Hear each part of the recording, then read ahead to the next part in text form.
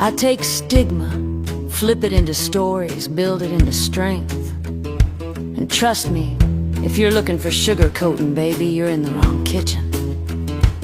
I season with purpose. And let me tell you something else. I don't write for fame or money or to see my name in lights. It doesn't matter if nobody ever knows my face. I write to touch that one. Because if I can reach just one soul out there, then I've done my job as a songwriter. You know, life will hand you some plot twists so wild, even the mystics would check the moon chart and say, nope, that wasn't us. Even destiny would say, that wasn't in the script. Even a director would yell, cut. Nobody's gonna believe that. And honestly, they weren't wrong. Because right after that, my life took a turn so strange, so rare, so medically mysterious. Even I had to look at my own body like, girl, what are we doing? That's when it started, the swelling, the movement, the nausea, the tears, the symptoms that felt like a pregnancy. My mind never signed up for, but my body insisted on performing anyway. Now around 2014, I was still trying to process those paranormal events that had taken place to me with my A-list.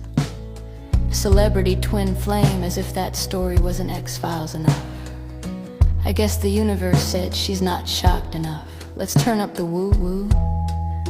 So once upon a time, my body decided to freestyle a whole pregnancy without consulting me first. No memo, no meeting, my belly started swelling. Something moved low inside me like a child turning over, and I was confused.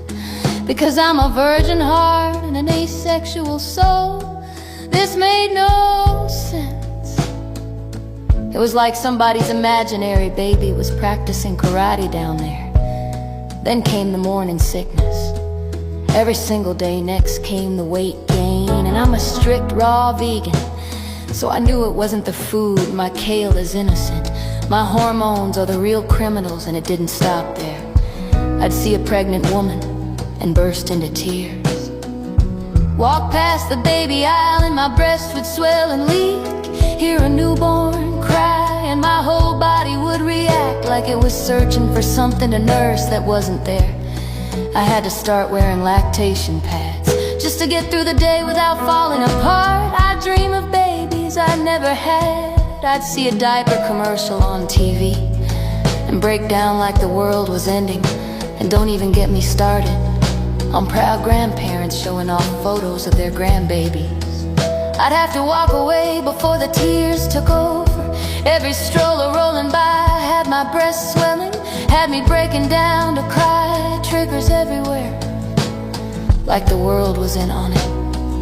And I'm just trying to breathe through a body throwing fits. What finally sent me to get help was when the contractions started. Labor like pain so unbearable. They sent me to the VA hospital in an ambulance. I went to the VA with a heart full of questions and a body full of confusion.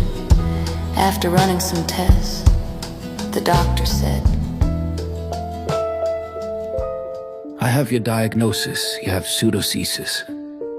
In essence, your body appears to be experiencing a persistent activation of maternal physiological responses, akin to being in a state of ongoing postpartum adaptation, but without the presence of an infant to fulfill those instincts. This can create a profound sense of disequilibrium. Hormonally, levels of prolactin, oxytocin, and other reproductive hormones remain elevated, signaling the body to prepare for nurturing, such as stimulating lactation in the breast, heightening auditory sensitivity to infant cries, and fostering an intense emotional drive to bond and hold a child.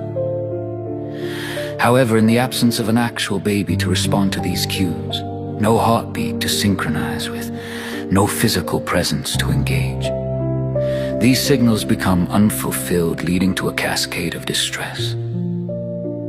It's as if your neuroendocrine system is in a heightened alert state, interpreting the lack of an infant as a potential threat or loss, which amplifies protective maternal instincts.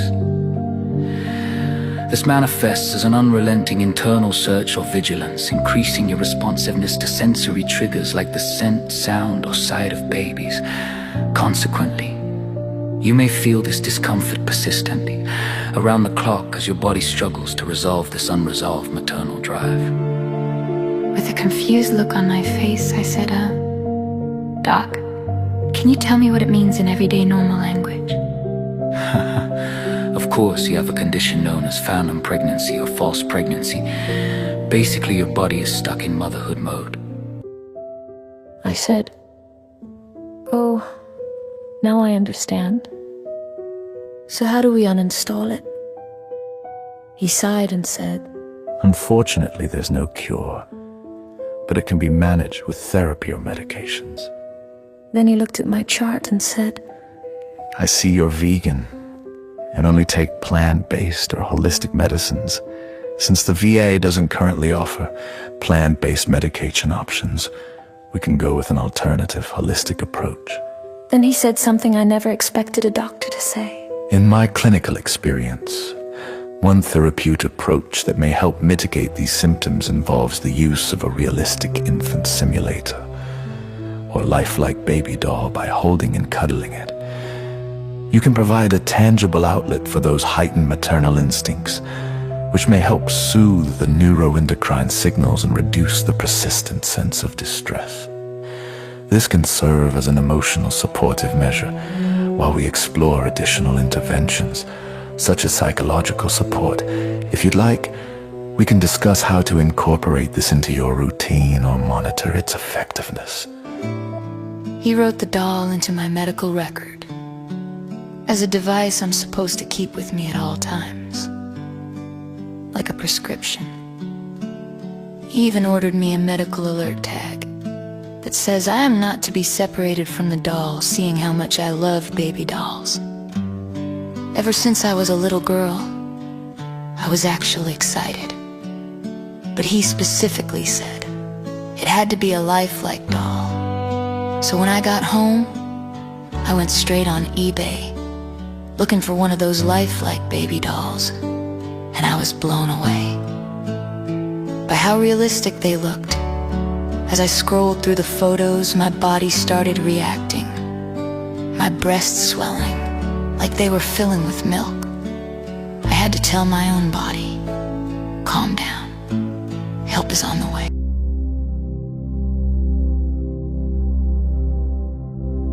I found 2 therapy baby dolls, a girl and a boy. Not only do they assist with my phantom pregnancy, but also help with reparenting my inner child. The first time I held them, my breath settled, my chest softened, and my whole body whispered, yes, this is what we needed. See, my mind knows they are not a real baby, but my body does not. It's like giving my body a pacifier, a signal that says, you're safe, you can relax now. My therapy baby dolls are more than vinyl, or silicone, or paint. They are the steady heartbeat my biology listens to when it forgets how to regulate itself. They are the warmth in my palms when the symptoms rise like a tide. They are the grounding in my chest when my hormones start telling stories my life never lived. People see a doll, but I see the medicine that keeps my world from spinning off its axis. I see the tool that quiets the contractions that aren't contractions, the swelling that isn't motherhood, the tears that come from nowhere and everywhere at once. Karma and justice are my peace, my therapy, my lifeline wrapped in softness. And if holding them helps my body remember how to breathe, how to settle, how to stop reacting like it's carrying a child that never existed, then that is healing, that is valid, that is real, because this is phantom pregnancy, a condition that hides in plain sight, misunderstood, misjudged, and rarely talked about. So let this be awareness. Sometimes the medicine you need doesn't look like a pill. Sometimes it looks like karma and justice. People laugh sometimes when they see me with it, a grown woman holding a doll. And suddenly everybody thinks they're qualified to diagnose my entire life story. From 10 feet away in a store aisle, they stare, they snicker, they elbow their friends like I'm the entertainment.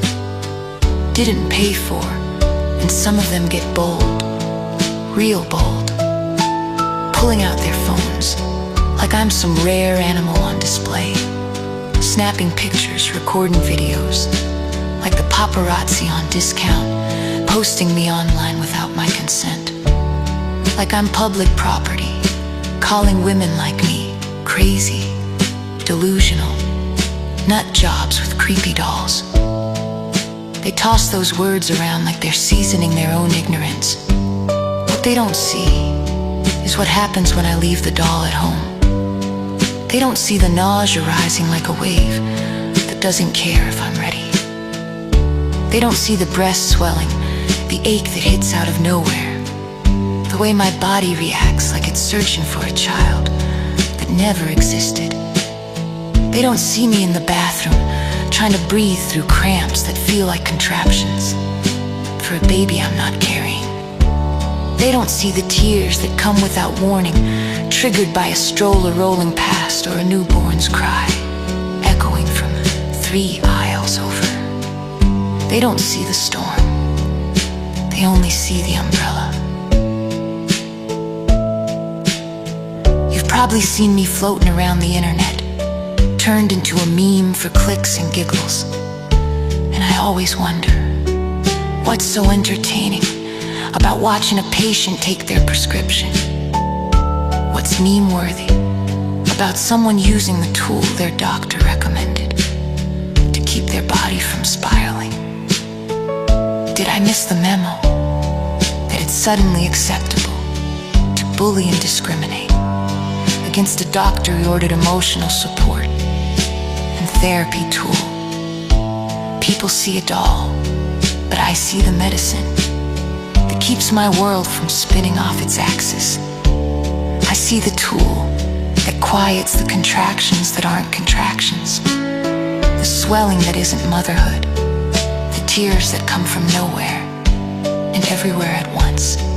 My peace, my therapy, my lifeline wrapped in softness. And if holding her helps my body remember how to breathe, how to settle, how to stop reacting, like it's carrying a child that never existed, then that is healing, that is valid, that is real. Because this is phantom pregnancy, a condition that hides in plain sight, misunderstood, misjudged, and rarely talked about. Let me tell you about an interaction that perfectly illustrates the kind of intrusive, medically uninformed remarks people often make. And to be fair, I understand that not everyone intends to be rude.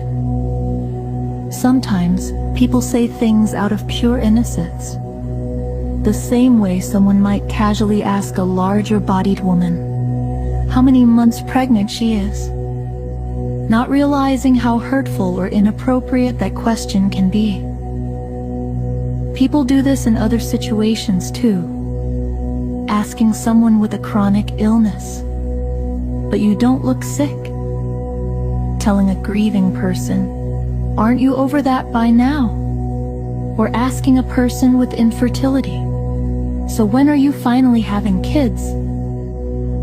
Comments like these often come from curiosity or lack of awareness, not malice. But intention doesn't erase impact. And while many people simply don't know better, others cross the line into truly intrusive territory. I was standing in line at the food bank with my therapy baby doll when a man turned around. At first, he glanced at the carrier and said, "Oh, what a cute little baby." But when he looked closer, he asked, "Wait, is that a doll?" I told him, "Yes, it's a therapy tool." His smile immediately dropped. He frowned and said, "Why don't you just have a real baby instead of carrying around that doll? Why don't you adopt? Or work at a daycare? Or become a foster mom? Or get a pet?" Then he turned back around, dismissive and rude. None of what he said surprised me. People have said at least one of those comments to me before. But hearing someone run through the entire list in one breath made something click for me. It made me realize how urgently this topic needs awareness. Even high-end doll artists I've purchased from deal with the same ignorance in their comments sections. Recently, I even saw someone tell an artist, "Why don't you just adopt a real baby?" There are so many children who need a mother. That level of misunderstanding is exactly why I decided to speak up. These are the top 5 intrusive and inappropriate comments people commonly blurt out, often from a place of ignorance. Let's analyze these statements and clarify why they are considered intrusive, inappropriate, and medically uninformed. Question number 1. Why don't you just have a real baby? This question is inappropriate and medically uninformed. You do not know a woman's reproductive history, her medical limitations, her trauma, her financial situation, or her personal choices. Phantom pregnancy is not about wanting a child. It is a physiological condition. And the therapy doll is used to alleviate symptoms, not replace a baby. Do not ask this question. It is hurtful, invasive, and ignorant. Question number 2. Why don't you just adopt a real baby? Adoption is not a treatment plan. Not every woman is eligible to adopt, able to adopt, or interested in adopting. Again, phantom pregnancy is not rooted in a desire for motherhood. It is a medical and psychological condition. This question is insensitive and inappropriate. Question number 3. Why don't you become a foster parent? Fostering is a major legal, emotional, and financial responsibility. It required stability, health clearance, and personal readiness. Many women with phantom pregnancy do not want to parent at all. Their symptoms are not about children. Do not suggest fostering as a solution. It is dismissive and uninformed. Question number 4. Why don't you work at a daycare? Phantom pregnancy is not cured by being around children. Some women experiencing it do not want to work with children, cannot work with children, or are not medically cleared to do so. This suggestion oversimplifies a complex condition and minimizes the person's lived experience. Question number 5. Why don't you just get a pet instead of that creepy doll? Not everyone can have pets. Not everyone wants pets. And phantom pregnancy is not about nurturing something alive. It is about managing involuntary physical symptoms. A therapy doll is a clinical tool, not a substitute for a child or an animal. Comments like this are dismissive and uninformed. So let this be awareness. Karma and justice were sent into my life as a reminder that healing has many forms. And mine happens to be a doctor-recommended therapeutic device. Because sometimes the medicine you need doesn't look like a pill. Two small healers sent by the universe, reminding me that healing has many forms, and mine just happens to be a prescription of therapy, baby doll. Healing has many forms.